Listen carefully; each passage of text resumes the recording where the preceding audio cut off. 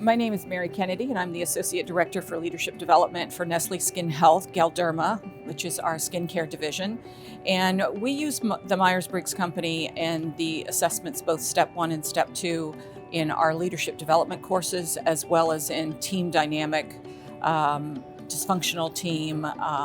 We're using it now globally to sort of create common language and common theme, and then building off of that, we're doing a number of programs with it. Currently, everyone at the executive team level, VP level, director level, and management level, people managers have taken the assessment, and then there have been some individual contributors who have taken the assessment as well. So I've been using the assessment for about 30 years, but within the organization, we've only been doing it about a year. And we probably have 500 to 600 people who have already completed the assessments. And we're seeing a real shift in the language that's being used and the culture, which is exactly what we wanted.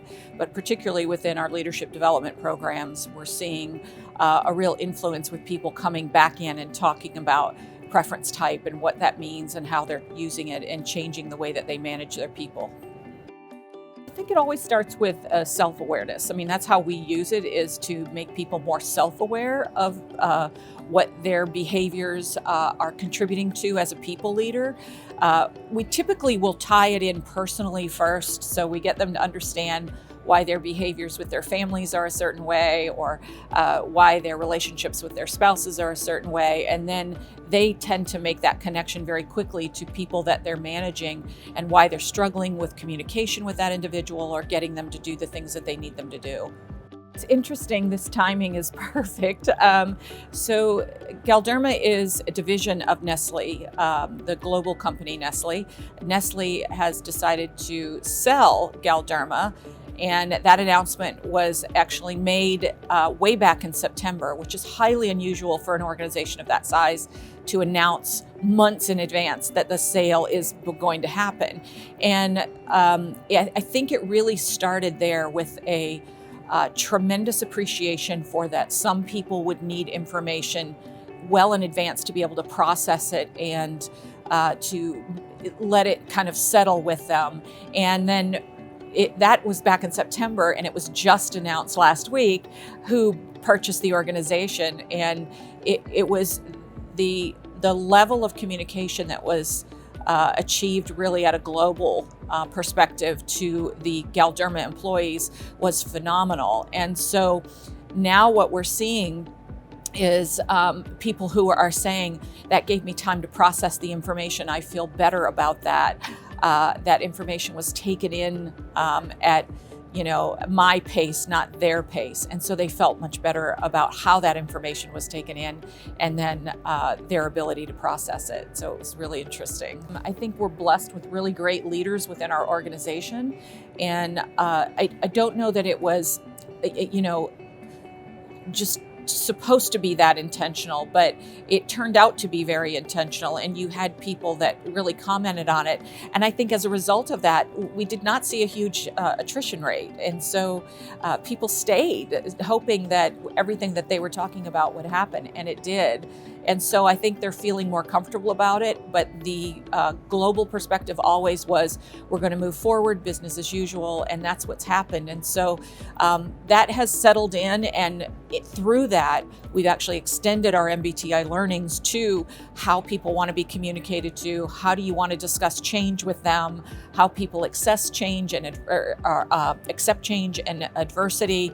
And I think it's really helped particularly our HR business partners manage some of the challenges that have come about through this. And I think it's been a great success for us.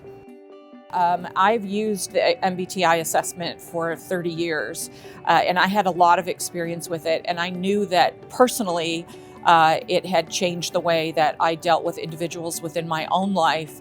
And I think I knew that it would have that impact with others if we gave it an opportunity. And we were using something else within the organization when I came in. But to me, when I looked at other assessments, they were all based off of the theories of Jung anyway. They were sort of the babies of MBTI is what I call them. And I think people were manipulating language it to make it adhere to that but not look exactly like it. And I kept saying, why are we using the stepchildren when we could be using the parents? Like, let's get back to what the original was. And I was fortunate that our leadership team was completely supportive of it, including our leadership team in Switzerland, who were big fans of MBTI. And within a very short period of time, they made the decision to globally make all of our HR business partners certified in Myers-Briggs, and that would be the language of choice going forward. And so it happened very quickly, and we have just been moving forward with it super fast. I think probably faster than most organizations would have been able to do. I think the first part of that is use it the right way. This is not about using it as a hiring tool or a disciplinary tool or a placement tool. I think this is about using it to understand your workforce better and to understand team dynamic better.